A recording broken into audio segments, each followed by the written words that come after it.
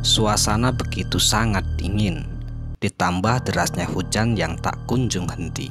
Kilatan petir pun terlihat sangat jelas dari jendela di sebuah ruangan kecil tempatku kerja, yang membuat malam itu terasa begitu sangat sunyi dan sepi. Sesaat, aku pun melihat jam yang melingkar di lenganku. Ternyata jam sudah menunjukkan pukul 22.00. Saat itu aku pun memutuskan untuk pulang ke rumah dengan mengendarai Honda Vario milikku. Rintik-rintik gerimis kecil kala itu masih membasahi sisa-sisa dari hujan deras yang telah mengguyur bumi ini. Beberapa saat yang lalu, dan karena hujan, terpaksalah aku pulang pada jam yang nyaris tengah malam. Dan kebetulan sore tadi aku mendapatkan WA dari salah satu temanku yang bernama Joni untuk berkumpul di rumahnya malam ini. Katanya ada rapat penting menjelang pemilihan kepala desa yang akan digelar bulan depan. Rapatnya ini berlangsung lama dan terlalu banyak ngalor ngidul, padahal aku tak bisa kalau sampai pulangnya nanti lewat malam. Sedangkan istriku yang bernama Zahra saat ini tengah hamil tua. Usia kehamilannya pun sudah hampir di penghujung bulan yang ke-7. Terlalu riskan jika ia harus aku tinggalkan berlama-lama. Namun sayangnya, ketika aku hendak izin untuk pulang, tiba-tiba hujan tumpah dari langit dengan begitu derasnya. Dengan hati terpaksa, aku pun kembali duduk di tempat rapat sambil mengikuti jalannya rapat yang sangat membosankan. Hingga akhirnya hujan hanya menyisakan gerimis. Buru-burulah aku segera cabut meninggalkan rumah temanku. Ku kendarai Honda Vario dengan kecepatan sedang. Hingga akhirnya aku mulai memasuki sebuah gang. Gang ini merupakan jalur pintas yang menghubungkan jalan besar untuk menuju ke arah rumahku. Jalannya pun terlihat lebar, namun tidak begitu luas, akan tetapi masih bisa dilewati karena jalannya lumayan cukup mulus. Rumah-rumah warga yang sederhana terlihat berjejer di sepanjang gang, dan tiap beberapa titik terdapat penerangan jalan rumah-rumah kecil yang berdiri menghadap ke sebuah parit kecil. Dan parit itu pun dipenuhi dengan air yang lumayan cukup bersih. Biasanya parit itu memang dipergunakan oleh warga sekitar seperti halnya untuk mandi ataupun mencuci. Karena airnya yang cukup bersih. Di pinggir paritnya itu pun dibangun beberapa steker untuk memudahkan warga bila hendak beraktivitas di sana. Suasana jalan begitu sangat sepi dan sunyi sekali saat aku melintasi. Maklum, di jam segini siapa juga yang mau keluyuran di luar rumah, pikirku.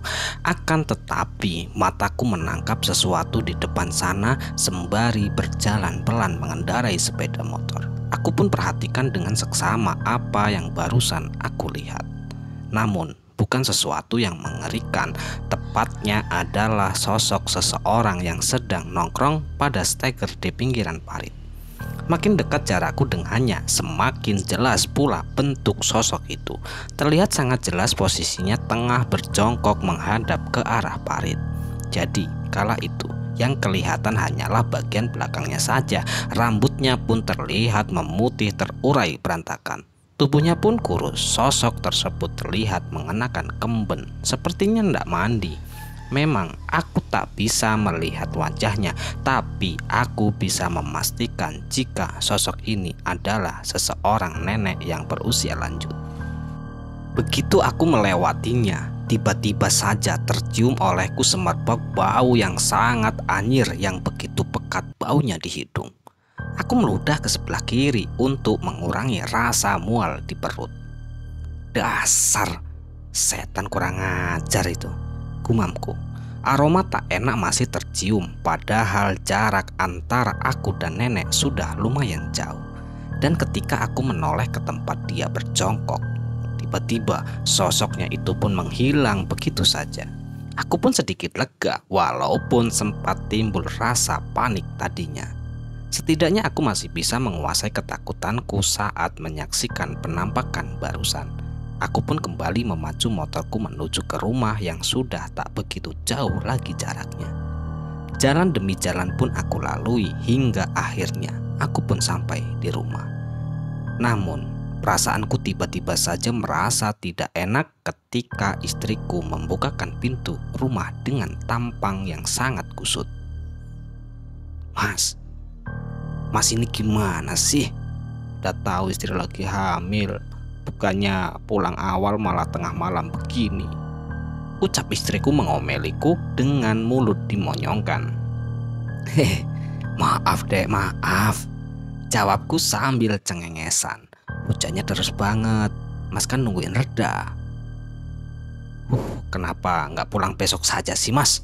Jawabnya dengan sengit. Aku memilih untuk diam untuk saat ini. Ya Zahra istriku, tidak boleh disangkal ucapannya.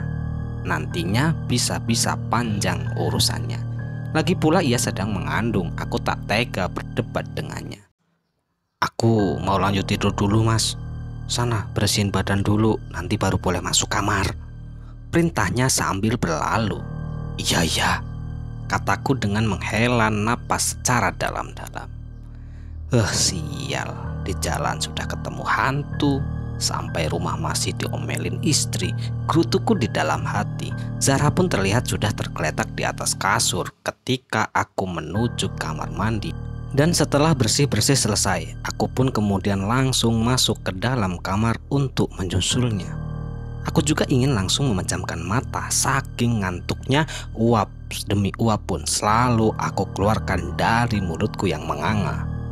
Di dalam kamar, Zahra istriku yang sedari tadi sedang berbaring, kini tiba-tiba ia terlihat tengah duduk dengan punggung tegak di atas tempat tidur. Kala itu ia menatapku dengan bibir senyum yang merakah. Aku merasa agak aneh dengan perubahannya sikapnya ini. Kok aneh sih? Tadi ngomel-ngomel, kenapa sekarang malah cengar-cengir? Gerutuku di dalam hati. Ya tentu kala itu aku sedikit merasa aneh atas kelakuan istriku. Mas, sini deh mas. Sini mas. Zahra memanggilku dengan penuh rasa semangat. Iya, ada apa sih dek? Tanyaku sambil mendekat ke arahnya. Tiba-tiba dengan sangat cepat ia kemudian merangkulku saat aku sudah berada di sampingnya. Kini senyumnya makin melebar saja, akan tetapi senyuman itu terasa sangat aneh sekali. Terkesan seperti menginginkan sesuatu pada diriku. Dan aku pun menjadi sangat bingung. Tidak lama kemudian, jari-jari tangannya pun terasa sekali dimainkan ke bagian pundakku. Mas, ayolah mas. Sudah lama loh mas, gak begituan, ucap Zahra dengan begitu sangat manja sekali. Keanehan demi keanehan pun telah aku rasakan kala itu. Zahra pun semakin memaksa. Ia mencubit haus dadaku. Rangkulannya pun semakin ketat mendekap. Dan aku pun hanya bisa beranggapan kenapa malam ini ia tak pernahnya sangat liar seperti saat ini. Mungkinkah salah makan atau memang gejolak hasrat yang telah tertahan cukup lama sejak perutnya membesar. Sebenarnya di sini aku pun sangat ragu untuk melampiaskan keinginan yang sama. Karena aku takut resiko kehamilan besarnya yang tengah ia kandung adalah seorang anak kandungku. Akan tetapi di sini Zahra tetap ngotot. Ia menciumi wajahku dan mulai menggerayangi tubuhku. Aku pun menjadi tergelitik dengan godaannya. Hingga akhirnya diriku pun ikut terbawa suasana yang mendadak romantis. Tubuh Zahra lalu kubaringkan dan mulai kubalas ciumannya. Kedua tanganku pun menyingkapkan daster yang dikenakan saat itu. Penuh kepasrahan, kuhirup dalam-dalam aroma di lehernya. Akan tetapi yang tercium bukannya berbau wangi, malahan yang tercium adalah bau yang sangat anyir yang menyeruak ke dalam hidungku. Kok bisa? Batinku kala itu bergumam. Aku masih ingat betul aroma ini. Ya, aroma yang persis sama pada saat aku bertemu dengan sosok nenek-nenek di samping parit tadi. Seketika Zahra tertawa, namun tawanya janggal. Ya, nadanya mengekeh seperti suara orang tua. Lebih tepatnya seperti suara nenek-nenek tadi. Aku pun sangat terkejut kala itu. Lalu kuhentikan aktivitasku di atas tubuhnya. Kutatap Zahra dengan begitu sangat tajam. Ekspresinya pun kala itu ekspresi wajah menjadi menakutkan. Rambutnya berubah menjadi acak-acakan dan matanya mendelik melotot tajam ke arahku. Dan terlihat sangat jelas ia masih terkekeh-kekeh sembari melempar senyum pujuk rayuannya yang tak kunjung henti-hentinya. "Mas, ayolah mas, tanggung. Lanjutin mas," ucapnya yang penuh hasrat yang ia pendam. Astagfirullah, gerutuku di dalam hati. Aku pun baru menyadari jika istriku seperti telah kerasukan arwah setan. Pantas saja perilakunya jadi tak wajar sedari aku pulang yang melihat gelagatnya yang sangat aneh sekali. Kemungkinan besar ia telah dirasuki oleh nenek-nenek setan yang kutemui sedang nongkrong di parit tersebut. Akan tetapi gerakannya semakin kasar, bukan hanya hendak merangkulku, namun ia tangannya pun juga mencakar-cakar dan bahkan menjambak rambutku. Wajahku pun jadi sedikit terluka karena keberingasannya. "Mas, ayo sih mas, kita lanjutin lagi yuk. Nanggung loh mas." Lagi dan lagi istriku masih saja tetap berucap seperti itu, yang semakin ngawur saja. Aku pun benar-benar cemas dengan kondisi perutnya yang melihat istriku, Zahra, menggerakkan badannya yang terlalu liar itu, yang akan bisa berakibat fatal pada bayi yang tengah ia kandung. Di tengah kekalutan, untungnya kala itu aku masih dapat berpikir jernih. Dan cepat-cepat setelah susah payah berusaha lepas dari cengkraman Zahra, dengan gesit aku pun berlari keluar dari dalam rumah untuk mencari pertolongan terdekat. Ya, tujuanku kala itu adalah berlari ke rumah Pak Arif yang lokasinya hanya berjarak beberapa rumah dari tempat tinggalku. Pak Arif, ya, Pak Arif ini adalah sosok seseorang ahli pijat terapi. Konon di masa mudanya dulu beliau pernah mempelajari semacam ilmu-ilmu, tetapi di usianya sekarang yang mulai lanjut beliau pun pensiun menekuni ilmu-ilmu tersebut. Akan tetapi jika ada yang meminta bantuannya soal perkara gaib, beliau pun tak sungkan-sungkan untuk datang membantu. Dengan agak keras dan susah payah memanggil-manggil Pak Arif, tidak lama kemudian ia pun telah muncul dari dalam rumahnya. Syukur ia belum tidur kala itu. Aku pun menceritakan semua yang kualami, dan tujuanku tentu meminta bantuannya pun aku ucapkan kepada Pak Arif. Sontak beliau pun langsung bersedia menolongku. Akhirnya kami berdua pun langsung menuju ke rumah. Sesampainya kami di rumah, istriku Zahra, ya, Zahra kala itu masih tertawa terkekeh-kekeh sendirian di dalam kamar. Penampilannya pun benar-benar berantakan. Daster yang tadinya ia pakai sekarang telah terlepas dari tubuhnya. Untungnya ia masih memakai dalaman sehingga auratnya tidak terlalu keluar ataupun terlihat di atas kasur. Terlihat sangat jelas dia sedang asik meliuk-liukkan tubuhnya seperti seorang penari balet saja. Aku pun tak percaya dan kasihan sekali tatkala melihat kelakuan istriku yang tengah kesurupan.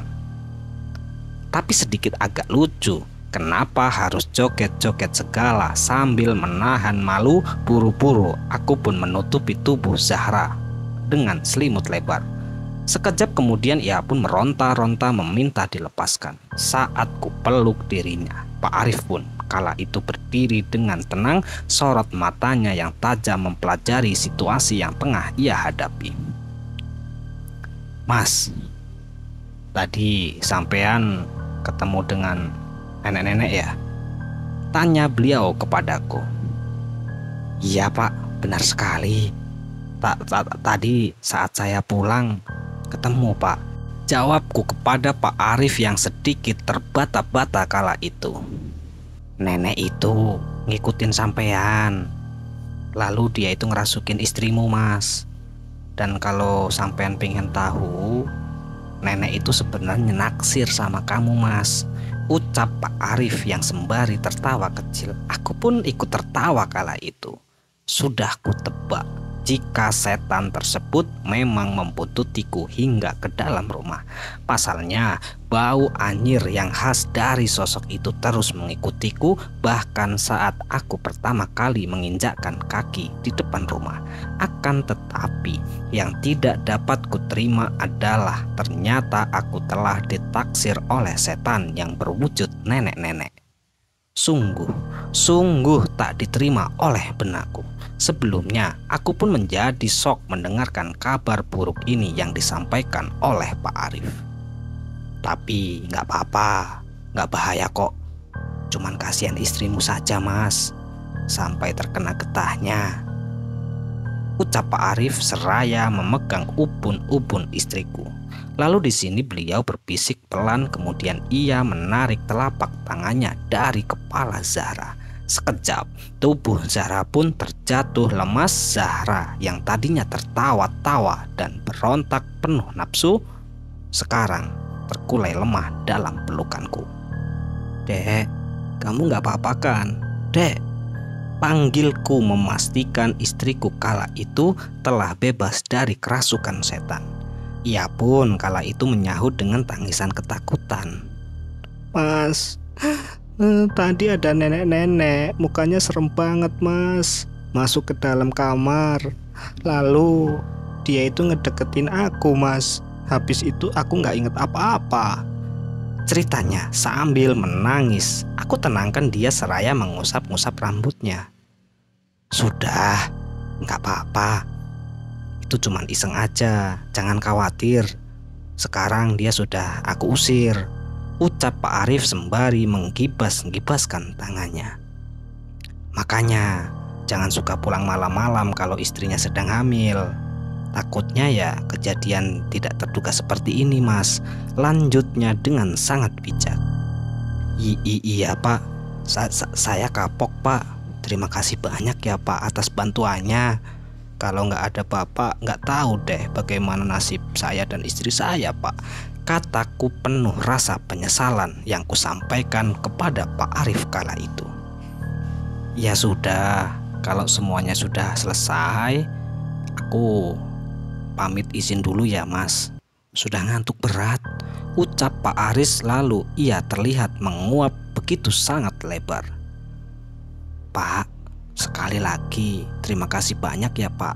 Maaf sudah merepotkan Bapak, kataku sambil tak lupa mencium punggung tangannya yang terasa dingin kala itu.